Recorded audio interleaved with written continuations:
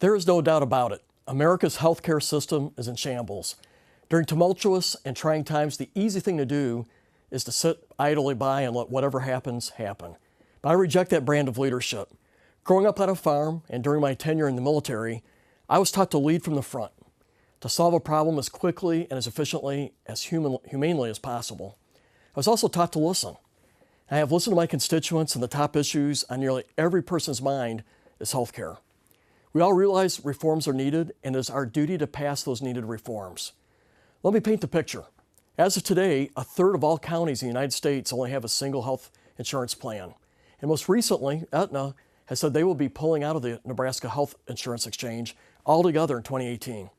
This will push over 48,000 people off their current health plan. Their decision mirrors that of Blue Cross and Blue Shield and United Healthcare to drop out last year. Nebraskans now only have this choice of one health insurance provider. This lack of competition is partially why we've seen a trend of ever-increasing premiums.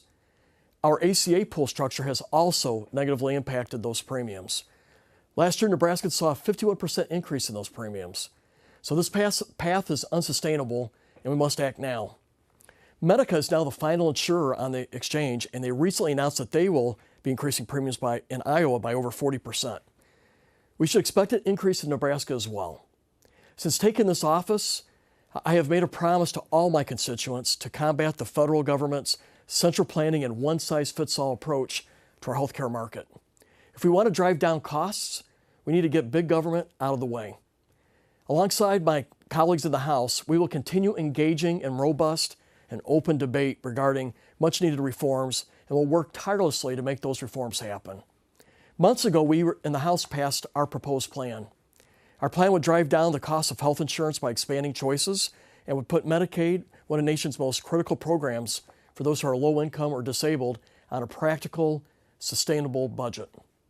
Within the proposed legislation, I support the refundable, advanceable, age-based tax credits, the repealing of numerous burdensome taxes, including the individual employer mandates, and the reassurance that those with pre-existing conditions will still have access to coverage, the absence of lifetime caps, and allowing young adults under the age of 26 to stay on their parents' plans, and the 2-year extension that we promised to ensure a smooth transition to our patient-centered system. During the ongoing debate surrounding healthcare reform, many worry that those with pre-existing conditions will not be afforded the same protections that they were given under the Affordable Care Act. While the ACA may be failing, such provision has proven critical in protecting the most vulnerable amongst us. Therefore, we chose to retain that provision and ensure that those with pre-existing conditions are given the same protections under our new plan. So I want to thank you for your time today, and thank you for inviting me to be here.